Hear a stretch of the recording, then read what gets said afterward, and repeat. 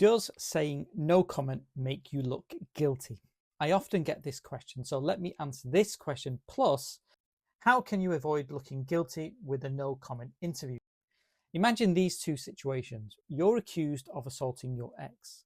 During the police interview, you respond to each police question with no comment. And later at trial, you then argue self-defense. Does your no comment police interview make you look guilty? Or let's say you're accused of a burglary and stay silent during the police interview, but at trial you claim you were at a friend's house and couldn't have committed the crime. In both situations, does saying no comment or staying silent make you look guilty? Can my no comment or silence during the police interview be held against me at trial? Now, it might be a common misconception that silence implies guilt, but that is not what the law says. So first things first, everyone has a general right to remain silent during a police interview under caution in England and Wales. This means you have every right to respond by saying no comment to the officer's questions or even to stay silent for the entirety of the police interview, if that's your choice.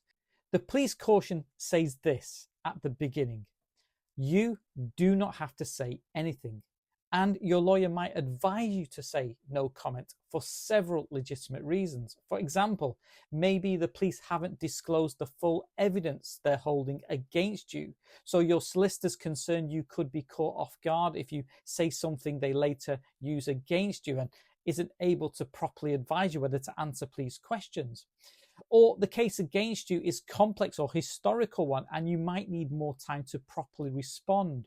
Or maybe in a situation where you're feeling unwell, shocked or distressed. In other words, vulnerable. Staying silent can also be a sensible course of option if you might be suggestible.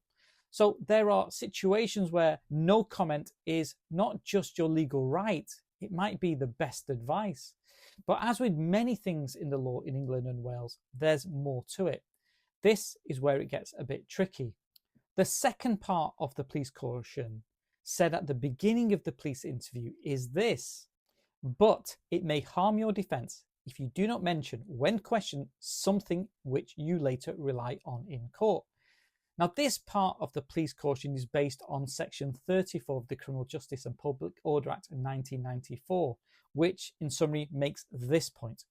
If you choose to stay silent or say no comment in a police interview about your defence, but then later at trial you rely on that defence, you didn't mention to the police, the court may draw any inference that may appear proper from your refusal to answer police questions if you rely on facts not mentioned during that police interview. One form of inference, the harmful type referred to in the police caution, is called an adverse inference, which basically is a negative conclusion about your silence or no comment during the police questioning. In other words, an adverse inference means that the court might think your defense was fabricated later.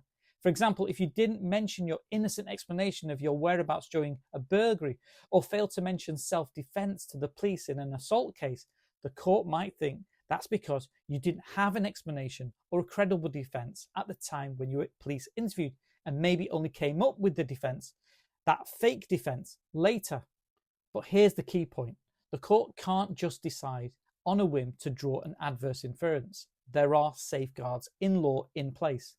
The legal case that's relevant here is R versus Argent, which set out specific preconditions that need to be met before an inference can be drawn. These are: 1, the interview must be under caution, where you were officially informed of your rights. 2, you need to have failed to mention a fact later relied on in your defence. 3, the silence has to have occurred before you were charged with defence. 4, the police questioning must be directly trying to find out whether you committed the offence. And finally, 5, the fact you didn't mention had to be something that, given the circumstances, you could have reasonably been expected to mention. These preconditions aim to ensure that adverse inferences aren't unfairly drawn. But let's say there is a risk of an adverse inference being drawn at trial.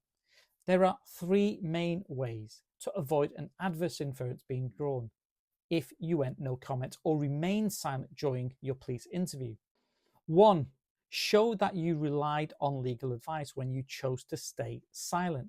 Now, keep in mind, relying on legal advice alone won't automatically stop the court from drawing an adverse inference if reliance was simply to hide behind your lawyer's advice and that it was unreasonable to remain silent.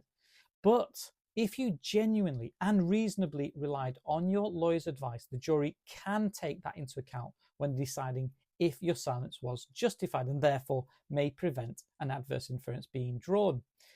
2. Waiving legal privilege. This would potentially mean allowing your lawyer to testify in court about the advice they gave you, but it's risky. Waiving privilege can open up your lawyer's notes to the court, and sometimes those notes may not help your case. And 3, lastly, use a prepared written statement. Sometimes your lawyer might advise you to submit a written statement instead of speaking to the police, and then you proceed to give a no comment to all those police questions. This can put your account on record without pressure of the police questioning in a controlled manner.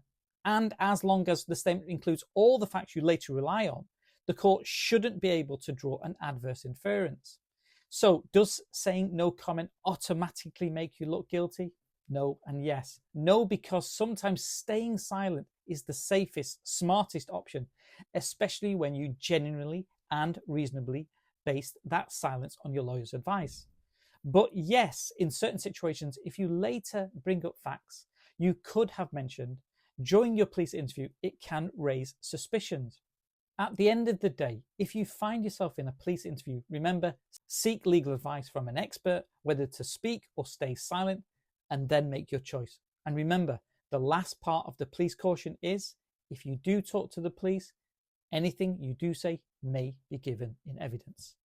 Thank you for watching. Feel free to comment. And don't forget to subscribe to Community Legal Education.